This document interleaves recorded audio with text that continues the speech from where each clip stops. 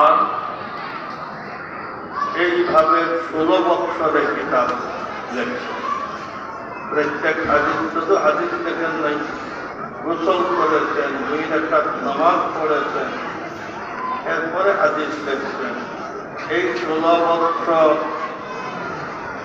ধারাবাহিকভাবে উনি রোজা অবস্থায় ছিলেন, যার কারণে এই কিতাব এত বরকতময়, এত মকবুল।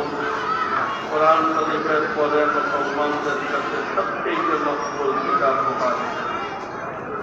ইমাম বুখারী রাহমাতুল্লাহি আলাইহি যেহেতু ইসলাম আরম্ভ হয়েছে ওয়াহির মাধ্যমে, ওয়াহি ছাড়া তো কোনো ইসলাম নেই, যার কারণে সর্বপ্রথম ওয়াহি সম্পর্কীয় 6-7টা হাদিস বর্ণনা করলেন। বাবু কাইফা কানা ফদলুল ওয়াহি দিয়ে এক অধ্যায় আরম্ভ করলেন। আর এরপরে ইসলামের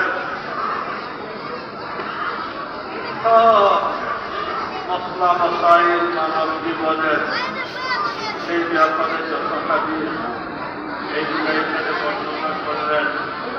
আর